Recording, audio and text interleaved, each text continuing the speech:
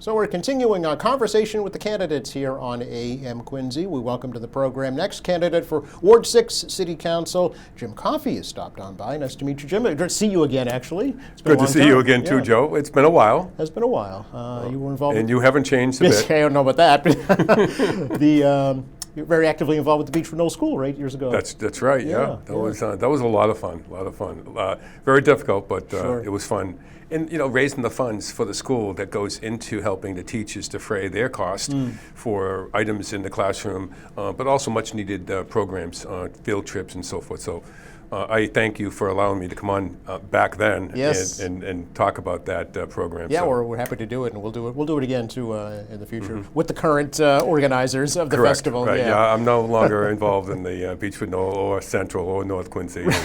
All your kids are grown up now. Yeah, just the one. She's at Quinnipiac University studying nursing. So very good. So here you are. You're running for city council. Yes. First time up for elective office. It is. It is. Okay. It is. Yeah. Why? So a little bit about why I decided to run. I've been thinking about this now for a couple of years. I was working in the corporate world, and myself and my whole Northeast area got all laid off. And so I continued to try to find another role in corporate America. Yeah. AI software just kept on saying, nope, he graduated from North Quincy High School in X year. He's too old. Is that right? So then I said, well, I've been always looking at the city council in my ward and, what's going on with it and information that's not coming out. And I said, you know what, I can make a change to that.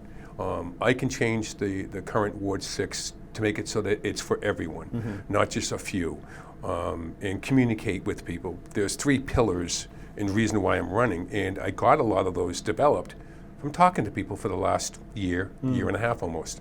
And they say that there's no communications. So that is something that I can change. Okay. Transparency. You're going to see me, hear me, which is not hard to do with my Irish whisper. And then the third one is accountability. And those are the things that people have been saying to me and that I've been building into my campaign because they mean something. They mean something because they come from the people and the residents of Ward 6. Okay. Tell us a bit about your history here in Quincy, if you can, Jim. So grew up in Quincy, went to the public schools here in Quincy, graduated from North Quincy High School. Then I went on to a 25-year night school program at ENC. Oh, okay. And thanks to my employer, Verizon, at the time, that was a very successful program. I got my degree in business administration, and then I went right into the workplace. I've been in sales for quite a few years. Okay. Did very, very well in sales. I like to think that the reason I did so well is not just my personality and my knowledge of the product and services, but because when I ask a question, I listen. And that's the type of approach I'm taking to the ward is I want people to reach out to me and ask questions. And Joe, the reason that is so important is because you don't learn until you listen. You can talk all day long, but you're not going to learn anything because the other people aren't speaking to you. So what are folks in Ward 6 saying, Jim? What's on top of their minds? It's strange that I use the word, especially on my website, Jim Coffey, 4, the number 4, WARD, and the number 6.com. I use the word change. And a lot of the people that I'm door knocking and having conversations, a lot of them invite me into their home. They just met me at the doorstep. And after a brief moment of talking, come on in, let's sit down, can I get you a water? And then we have this 10, 15-minute conversation about what's on your mind, what's bothering you, Mr. Resident and Miss Resident. And they tell me, and they said, we need to change. And so, I'm confident what I'm saying on the trail is a representation of what I'm hearing from the people that I'm speaking to. So, but what are they saying? Are they worried about traffic? Are they worried about parking, development, taxes? They're worried about all of the above. Okay. Speeding in the streets, some streets, the traffic problems, the development in the city. Taxes are a real big thing. I've run into a number of seniors and elderly residents that say to me, I can't afford a $1,000 increase in my property tax. I don't know what I'm going to do because they're living on a fixed income. Sure. So I did some research and I decided that I think there's a way I can come up with a tax plan for the elderly. It will be a means-tested approach, meaning that you'll have to own your home, maybe be in the home for 10 or 15 years, be on a fixed income, be the sole breadwinner in the home, and things like that. And then what we'll do is when you check off all those boxes, much like if you're applying for various aid, Mass Health or Medicare, once you check off that, then they put you into a box where you can get certain benefits. Well, that will be similar. You'll be able to then hopefully get a discount off your property tax anywhere in the neighborhood of $1,000 to maybe $2,000. Okay. Currently, there is a program, but at max, it's only $500. I see. And that doesn't do anything for the taxpayers. Sure. And I got a lot of this idea from looking at the city of Boston and how they take care of the elderly. And they have a program similar to what I want to put in place that actually does just that. It rewards the elderly for owning a home on a fixed income, so forth, tax discounts off their property tax of $1,000 to $2,000 a year. I think it's time we start to take care of the seniors and elderly in our city. They've been here a lot longer than most of us. They've raised their family. They've been in the home for 60 years. They haven't really done much to the house in terms of upkeep other than maybe a new refrigerator, new stove, but they haven't put an addition on it, and yet they're still getting an increase in taxes. And I think we need to really take a good, serious look at that. Okay. Was there one particular issue or a moment, Jim, when you said, that's it, I'm going to run, I can do better than that? Yeah, it's I don't think it's really one. Okay. It's just there's lack of communications, to the current counselor. So how would you kind of communicate with your constituents? Good question. Yeah. Being in sales for 100 years, you have to be able to communicate. If a customer reaches out to you at 8 o'clock in the morning, you better, at some point in time that day, reach back out to them before the end of the day. Even if it's like, I'm in meetings all day, I'm in a conference, I just want to let you know I got your call, I will call you back. Okay. You need to be responsive.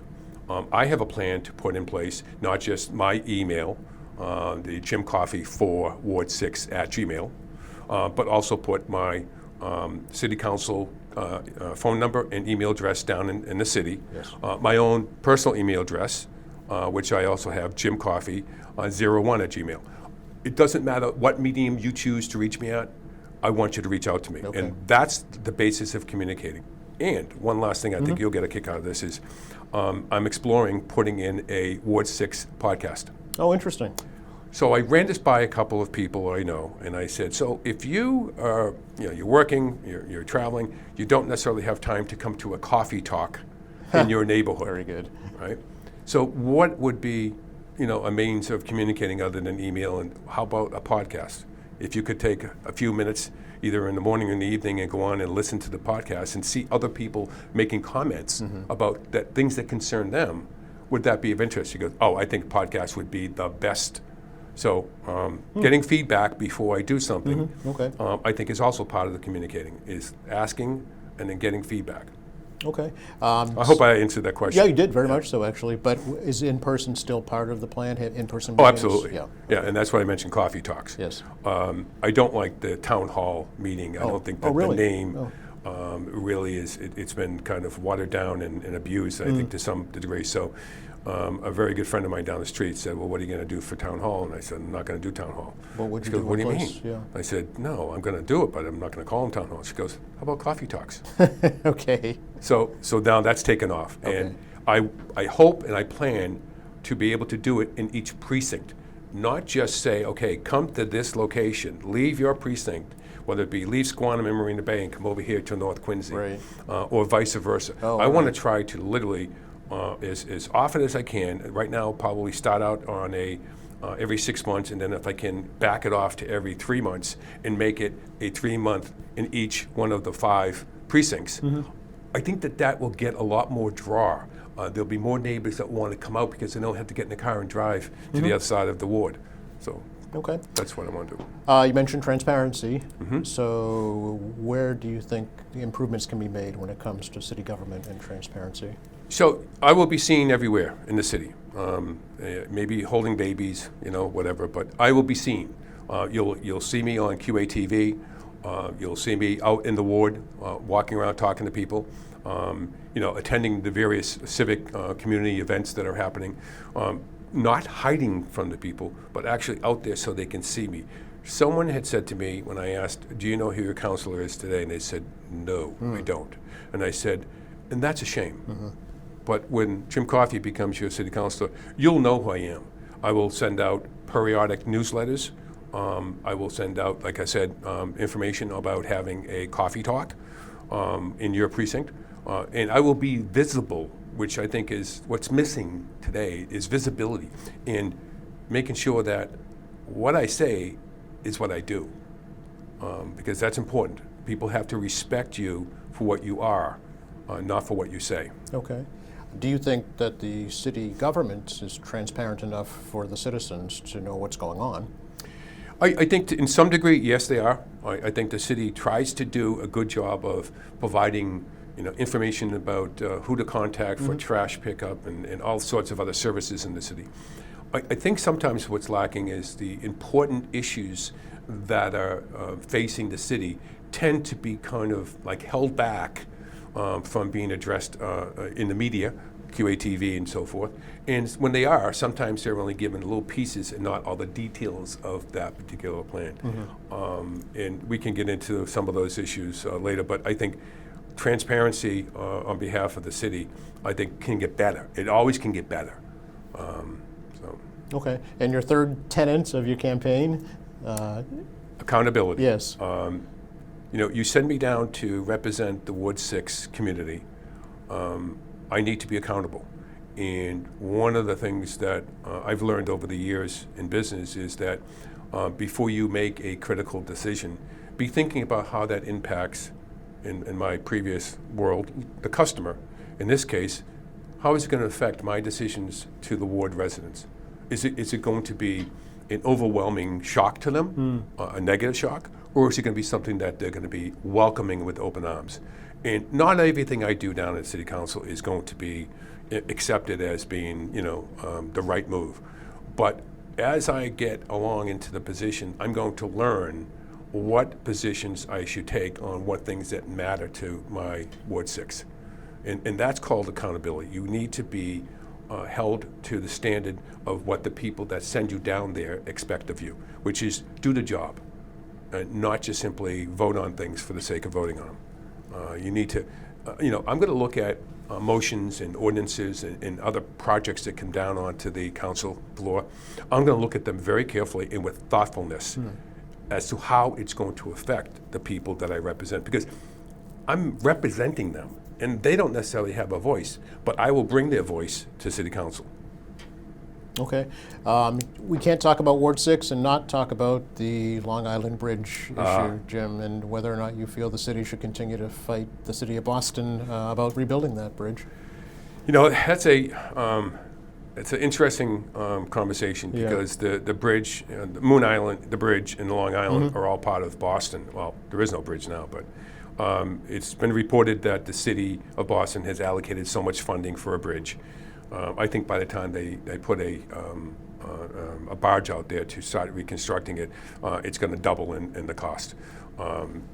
We have some limit in ability to fight them, and a lot of it is in court, which costs the city and the taxpayers a lot of money. On the other hand, I, for one, do not want trucks rolling up and down the streets of Quincy with the probably contagious, or I should say contagious, but dangerous chemicals and all sorts of things from the ground that are out there for years. Remember, that used to be a military installation. God knows what's down in that ground. And when they start to dig it up and they start to haul it away, I don't want that, stuff coming through the city of Quincy, let alone what those trucks and the traffic's going to do to the neighborhoods that it travels through.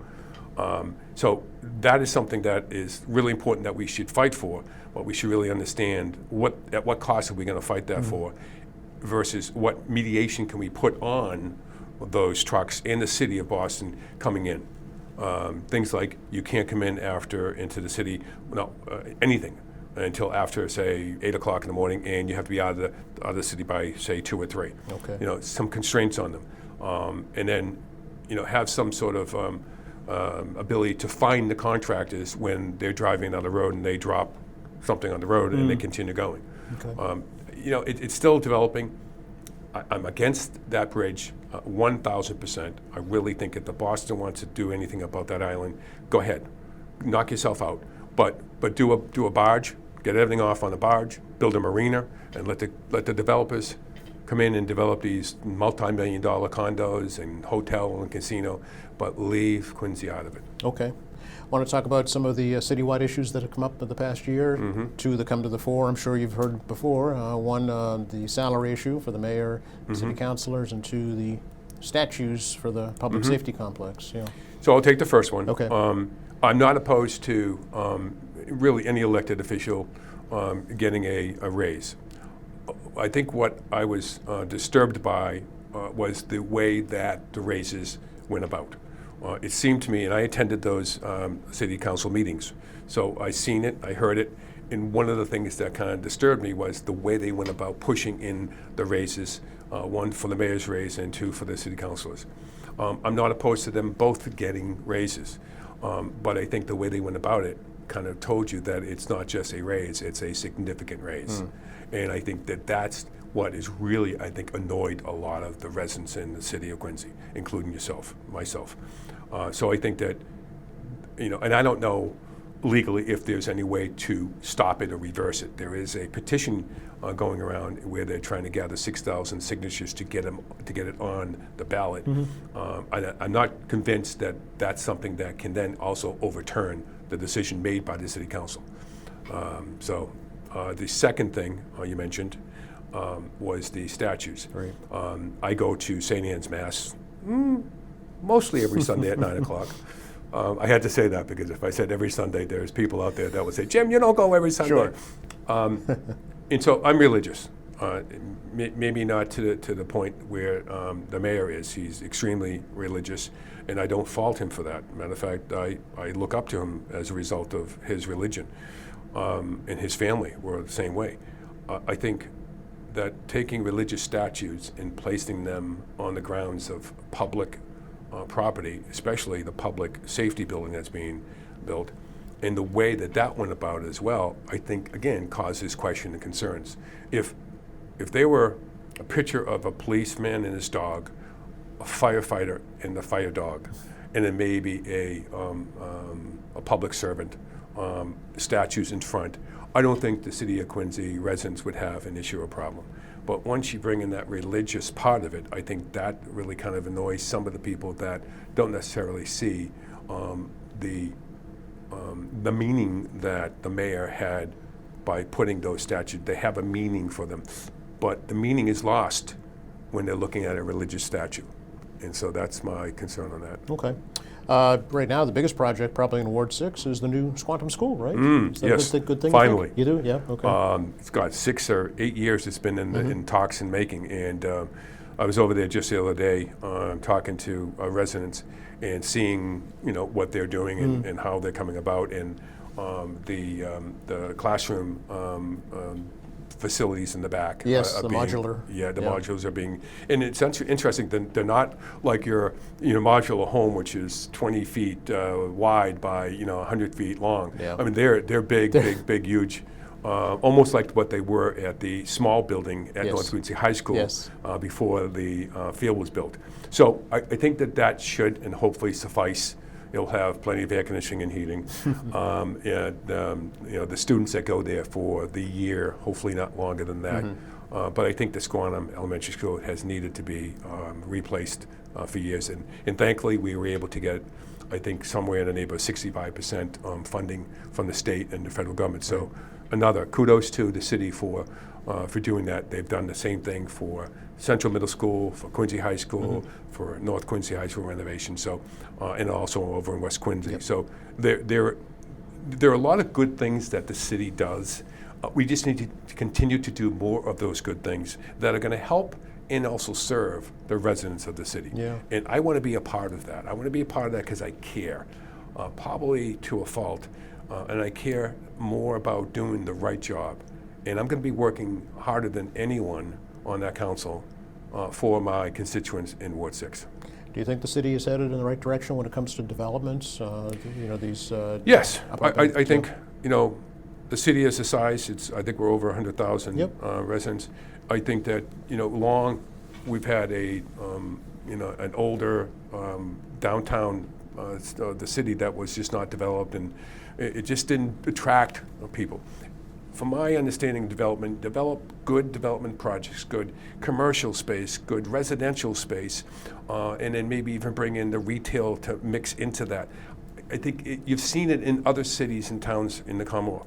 It helps rejuvenate, it helps bring people out, not only from within the city, but people from outside the city want to come in, maybe do some shopping, maybe have some dinner, and maybe even move into the city. We have a great transit system. Well, we have a great access to a great transit system.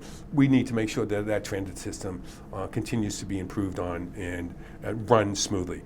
In my understanding, there's no reason why you can't have, like the Red Line service when it first came in a few years back. 40 plus years now, 50 years. You could almost know that if it's 9:15, that train is coming into the station and you're going to miss it if you're not on the platform. Today, I'm not so sure you'll even see the 9:15 until 9:30. So that needs to change. And also the buses too. Buses take an awful lot of people in this city that are not within that half mile from that station and get them either to the station or get them where they're going. And I think that the public transportation system in the city needs to continue to be improved on. Have you thought about like what committees you'd like to serve on, Jim, if you are elected to the council? Yeah, there's a couple of them. One is and I'm not sure if it will be, if the committee members will be decided on, but Granite Links, that's another issue that is dear to my heart. There is a committee that was recently formed back, I believe, in 2023 by the City Council. They voted on it unanimously. And that the members of that committee will be appointed by the mayor. And I understand there'll be a city council at large, there'll be the Ward 4 councilor, and then there'll be members of the public that will be sitting on it. And then it's still undetermined what that committee's responsibility is going to be. Okay. But that's one that I'd like to be on. Okay. I'd like to also be on any kind of audit or oversight committee on the city to look into what is the best interest of the city and its residents.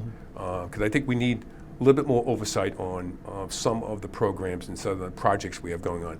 But to get back to that building and development, I think it's critical. There are a lot of state and federal programs that help developers do just that. We just need to be very careful not to be giving away the store in terms of taxes. There was a program that was offered, a TIF program offered to Granite Telecom, and I don't know why we even offered it. They're not going anywhere. And the owner of Granite, had bought One Heritage Drive and wanted to completely redo the whole building. Well, he bought the building. Why doesn't he just pay to have it redone? He talks about being so rich that he's a millionaire. So why are we giving him a program for 10 years? It's actually long enough. I think it's 16 years, where his commercial tax rate will not go up. It stays flat. So we're losing tax revenue as a result of that, and I don't think we really needed that. Okay.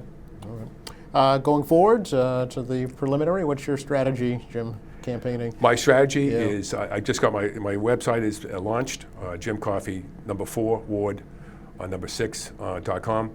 Is to continue to do the same thing, this grassroots approach of knocking on doors, talking to people, leaving information behind for them to then follow up with me, which is what I'm finding out now a lot of people are doing. And just continue to do that. Get out in the ward and talk to people. Signs don't vote. I'll put signs up, but I'm not putting signs up just simply to attract the eyes of people driving or walking the street. They're going to see my sign up and say, I talked to him. Yeah, he's got some good thoughts. He's got some good ideas. I'm voting for him. So it's continue to knock. Every night I'm out in the different precincts, and I'll continue to do that all day on Saturday and Sundays.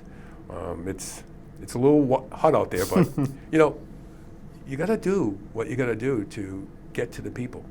And the people of Ward 6, I think, are amazing. I've talked to so many of them in different precincts. And they're amazing, and they've got good ideas if we just ask and listen. All right. Great to talk to you. Appreciate your time. Thanks for coming by. Joe, thank you for inviting me in. I really appreciate it. You're very welcome. It's our pleasure. And thank you for watching us here at AM Quincy. I'm Joe Catalano, and we'll see you next time.